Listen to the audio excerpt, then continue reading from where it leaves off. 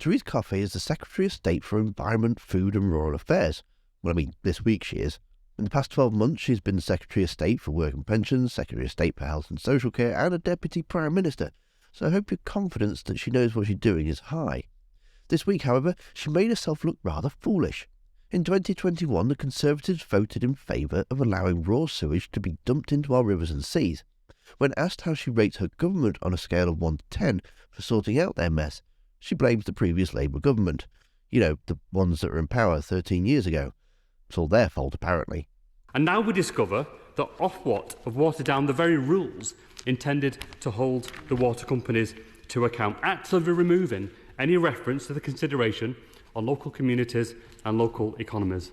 So can I ask her at this point, on a scale of 1 to 10, how does she rate her own government's record on ending the Tory sewage scandal? Well, Mr. Speaker, I have great confidence in my Minister, the Honourable Member for Taunton, and that is why, and she continues to meet water companies, as have I.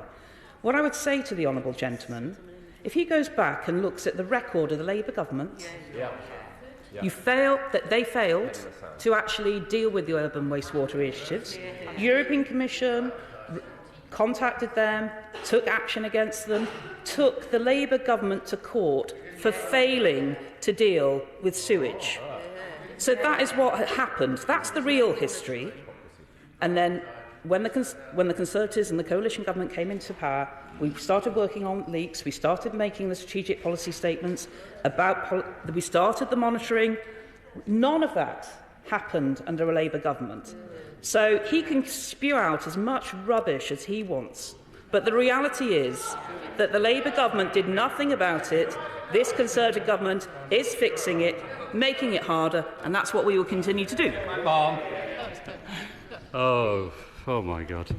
Mr. Speaker, listen, I have confidence, actually, in Minister Powell, and I think she is doing a good job in very difficult circumstances to try and make progress. I do not agree, though, with passing the buck from the Environment Secretary to a junior minister. It's not on. Ultimately, those at the top take responsibility, and it's high time the Secretary of State did just that. She also thinks it's your fault that we don't have enough tomatoes, and you should be eating more seasonal food, like turnips. I'm sure they go really nice on pizza. But it's important to make sure that we cherish the specialisms that we have in this country. A lot of people would be eating turnips right now rather than thinking necessarily about aspects of lettuce and tomatoes and similar. This was an amazing Brexit reality check by Luke Pollard, so much so that it made her look completely incompetent and lost for words. Thank you, Mr. Speaker. It's 2023 and there are crops rotting in the fields because there's not enough people to pick them. There are kids going hungry in all our communities, and now we have rationing in our supermarkets. That is not because people are stockpiling and panic buying salad, although you can't keep salad that long, although the lettuce lasts longer than the last Prime Minister. I do want the Secretary of State to have some more grip, some more control and some more leadership on this. I think the responses so far have been complacent. So unless she wants to go down as the Secretary of State for sewage, food shortages and rural poverty, what is her plan to properly address the food shortages that we are facing here? Because this is a serious issue for families up and down the country. It is a serious issue, but I'm afraid that question just shows the lack of knowledge and the bandwagon jumping of the Honourable Member. To try and suggest that there's nobody out in the fields picking vegetables right now, they're not available right now in our fields. We have a supply chain that brings that food in around from the world.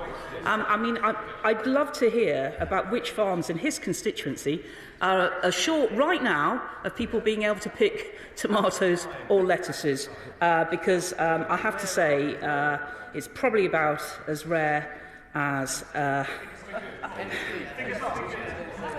was about to say, I'm just about as rare as how successful he would like us to be. Well, what's the best way of saying it? Oh, I had a great one, Mr. Speaker. I don't know, gold at the end of the rainbow. Perhaps he believes in fairy tales. He certainly doesn't know how the food supply system works. He jumps on a bandwagon and he must be embarrassed, and I hope that his constituents reflect the fact that he knows nothing about how their daily lives are affected by this. Very showman! But you know how the Tories think. If you can't afford food, it's your own lazy fault. Go get a job, get upskilled, or just work more hours. We talk about aspects of food pricing. Inflation is really tough at the moment, there's no doubt about that.